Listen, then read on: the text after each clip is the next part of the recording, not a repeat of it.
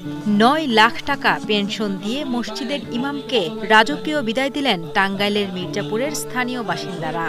এতেই শেষ নয়, 34 বছর ইমামতি শেষে অবসরে যাওয়ার সময় ফুল ও ক্রেস্ট দিয়ে মসজিদের ইমাম মাওলানা মোহাম্মদ শাহজাহান খানকে বিদায় জানান এলাকাবাসী। এমনকি গাড়িতে করে অর্ধ শতাধিক মোটরসাইকেলের বহর নিয়ে তাকে বাড়িতে পৌঁছে দেওয়া হয়। 1 মার্চ দুপুরে আয়োজন করা হয় এই বিদায় অনুষ্ঠানের। এর মতো ভালো লোক আর হয় না। এই ইমামের পিছনে আমি 10 বছর মুয়াজ্জিমগিরি করছি। এত জানলেওয়ালা লোক আর আমি পাই নাই আমার এই 50 বছর জীবনে। রাস্তার দুপাশে আমাদের গ্রামের সকল পর্যায়ের নারী পুরুষরা তাদের প্রাণপ্রিয় ইমাম সাহেবকে বিদায় করে দেওয়ার জন্য তারা যে তাদের হৃদয়ের আকুতি, তারা যে তাকে কিভাবে ভালোবাসে, তারা তাদের ইমাম সাহেবকে কিভাবে বিদায় দিল, এটি বাংলাদেশের অন্যান্য গ্রামের জন্য উদাহরণ হয়ে যাবে। অত্যন্ত সুনামের সহিত সবার সাথে সুন্দর আচরণের সহিত আমাদের এই মসজিদের ইমাম এবং খতিব হিসেবে দায়িত্ব পালন করেন। আমরা এবং গ্রামবাসী সকলেই ওনার এই ইমামতিতে খুবই সন্তুষ্ট এবং খুবই সন্তোষজনক। 1991 সালে টাঙ্গাইলের মির্জাপুরের পুরাতন কহেলা জামে মসজিদে ইমামতি শুরু করেন মাওলানা মোহাম্মদ শাহজাহান খান। তখন তার বেতন ছিল মাত্র 600 টাকা। বর্তমানে তিনি বেতন পেতেন 17,500 টাকা। দীর্ঘ এই সময়ে অসংখ্য মানুষকে কোরআনের শিক্ষা দিয়েছেন তিনি। জানাজা পড়িয়েছেন হাজারের বেশি মানুষের।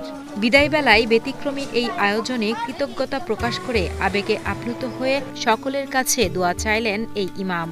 আমি এই গ্রামে 35 বছর চাকরি করেছি। 4 থেকে 500 ছেলেপেলেকে কোরআন শিক্ষা দিয়েছি। 1000 মানুষের জানাজা পড়েছি। এই গ্রামের মানুষ আমাকে অত্যন্ত ভালোবাসছে।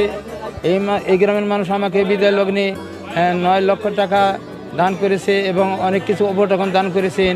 এই জন্য গ্রামের প্রতি আমি গ্রামের মানুষের প্রতি শুকরিয়া জানাই, আলহামদুলিল্লাহ। আমি বিদায় লগ্নে সবার দোয়া করতেছি, দোয়া দিতেছি, আমি সবার কাছে দোয়া চাইতেছি। এই জন্য আমি কৃতজ্ঞ এই গ্রামের মানুষের প্রতি। তারা আমাকে যে ভালোবাসা দেখাইছে, আমাকে ভালোবাসা দিয়ে অন্তঃস্থলে জায়গা দিয়েছে, এই জন্য আমি কৃতজ্ঞ। এই জন্য আল্লাহর কাছে আমি আলহামদুলিল্লাহ বলতেছি, শুকরিয়া আদায় করতেছি। আমিন। একজন মসজিদের ইমামকে সরকারি চাকরিজীবীদের মতো পেনশন দিতে পেরে খুশি স্থানীয়রা। এমন বিদায় সমাজের দৃষ্টান্ত হয়ে থাকবে বলে মনে করেন তারা।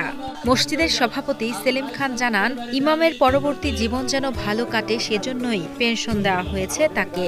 আমাদের এই ইমাম সাহেব উনি 1991 সালের জানুয়ারি মাসে এই আমাদের এখানে যোগদান করেন। তো পরের থেকে উনি আমাদের গ্রামের একটা মক্তব আছে, এখানে সকালবেলা ছেলেদের উনি কোরআন শিক্ষা দিতেন এবং উনি 5 ওয়াক্ত নামাজ সুন্দরভাবে এখানে সবার এবং হাদিস সহকারে উনি হলো এই বাংলাদেশের সবচেয়ে লালবাগ যে আছে সেখান থেকে উনি সেখানকার ছাত্র, সেখান থেকে উনি মৌলানা পাশ করতেন। তারপরে উনি আমাদের